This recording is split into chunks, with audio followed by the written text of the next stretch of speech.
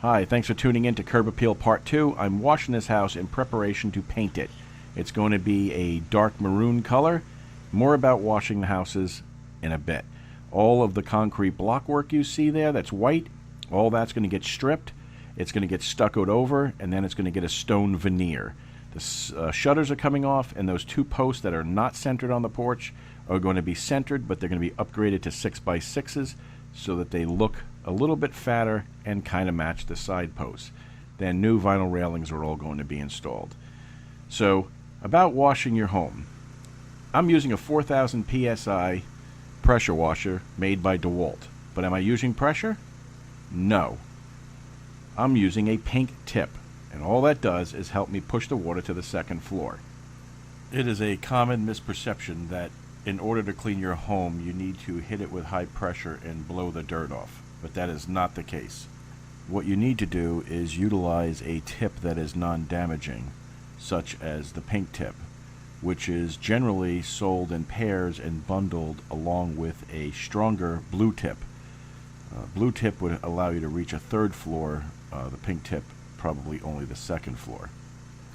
Both the pink and the blue tip are designed for you to apply a cleaning agent to the side of a home and to also rinse it off. At no time will any other colored tip be used on the vinyl siding or the woodwork of any structure because it will damage it. This here is a preview of the porch before cleaning the concrete. Notice how dark and dingy it is where dirt has been embedded into it, and we're going to clean that up and you'll see what it looks like after it's done. Okay, so what I'm doing here is trying to get the grime out of the concrete. This is from years of people walking on it with their shoes and dirt just getting embedded into the concrete. Now, as you can see, this green tip that I'm using here, that's a 3.5 gallon per minute tip, and you can't use this in any pressure washers that's greater than 4,000 psi. Anything greater than 4,000 psi will bust this tip to pieces. Obviously, you can see from the video that it's taking off a majority of the grime, but not all of it. There are areas that still remain darkened from dirt being further embedded down in there. So we're going to have to go to a higher tip, and I'll show you that next. Okay, so now I'm using a yellow tip, and you can see using the yellow tip I can actually clean away the grime and put the initials of the business right into the concrete as if it was a welcome mat. Now you have to be careful using this tip. You can damage things with this. This will put grooves in wood. This will actually cut a piece of wood on a fence top or something and leave a gouge right in it. It'll break vinyl siding. And this isn't the most powerful tip that comes in the bundle. There's a black tip that you can use, and I don't recommend anyone using that unless you're very experienced. The black tip will literally blow holes through vinyl siding. It'll bust windows out if you're close enough to it. Always step grade yourself up. Start out with the lowest tip and then move yourself up. Now, I'm not using a chemical to clean the concrete here. This is just pressure. When you use vinyl siding and you're cleaning aluminum siding or things of that nature, that is when you want to use chemical to clean. When you're cleaning concrete, that's when you want to use pressure. And as you can see, this pressure does a magnificent job on the concrete. So I don't need to go to the next tip up if this is working fine. But you want to be careful. Don't get tempted. If you splash dirt up on the vinyl siding, don't switch your nozzle over there real quick and spray it off, because you're liable to damage something. Alright, so this particular day, all I really did was clean the entire house. Now, I'm not going to bore you with having you watch me clean all four sides of this house and the dormer on the back there. Mr. Bob, tell them about how you're going to give them your secret recipe for a house cleaner. But what I'm doing now is spraying the chemical up there. I'll let it sit 5 minutes, and then I'll rinse it all off.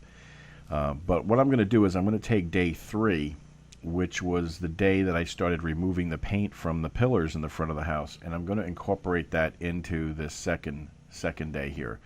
We're only 5 minutes into the video, 6 minutes into the video right now, so I'm going to transition from this scene into what's really day 3 and show you this fantastic paint remover that I found. I did some research online, tried to find the one that I thought would be the best, had the highest reviews. This came up. It's a little pricey. I think it's like $24 for a half a gallon. But I want to tell you what, I'm impressed. It did a really great job, and I am going to recommend it. And no, I don't have sponsors or anything like that. This is clearly me recommending a paint remover, a paint stripper. It has zero odor. It works fantastic.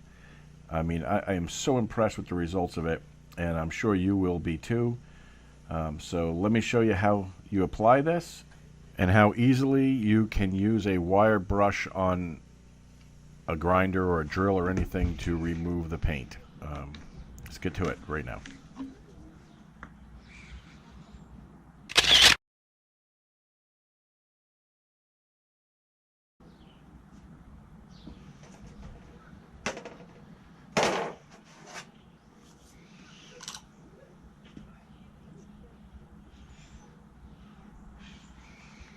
Kind of thick.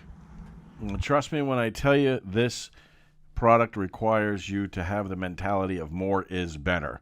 Don't try to skimp and save and put it on thin and think you're going to get away with it. This material has to be put on very thick.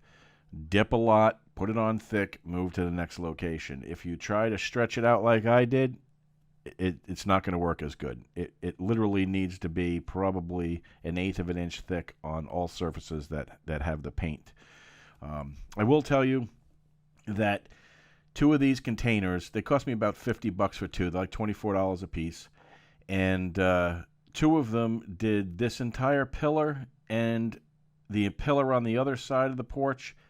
And I still have almost maybe 1/3 of the can left, 1/3 of the container left. So you actually get pretty good use out of it. 1 more of these containers will do the flat surface that you see in front of me to the left and right side of the steps, and another can after that will do the 2 sides of the porch, like where that bush is, and on the opposite side of the porch as well.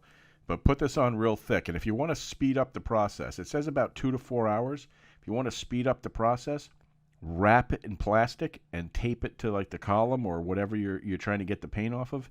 If it's wrapped in plastic, it creates a condensation inside the plastic due to the heat, and it makes it a little bit moist. The other thing you can do is after 2 hours, you can take a spray bottle and just spray whatever you're taking the paint off of. Spray right over the paint stripper and let it sit for a little while, and that kind of reactivates it and makes it work a little bit harder because of the moisture.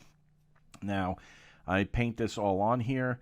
I left it for 4 hours and I tried it. It was okay, but it wasn't perfect. So what I had to do was wrap both of these pillars in plastic, and I come back the next day, and that worked really well. This is a very tedious job applying the paint stripper. Using a paintbrush, you can see I have to get every nook and cranny of where the paint has been pushed into crevices.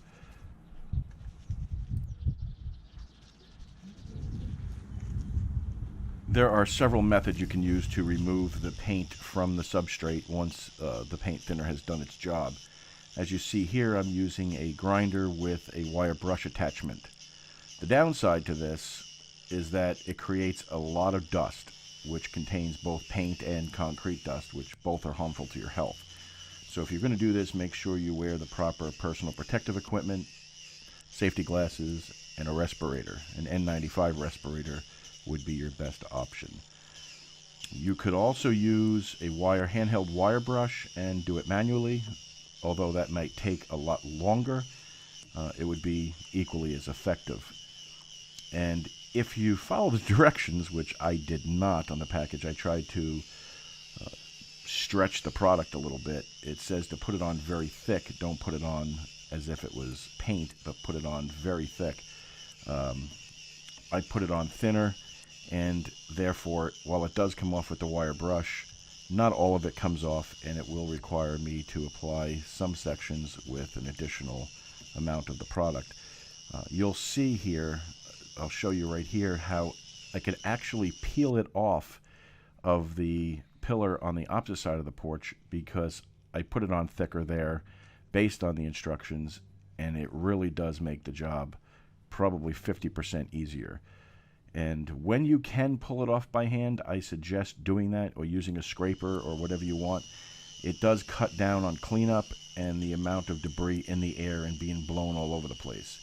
When I was done doing this, the entire porch was covered in debris.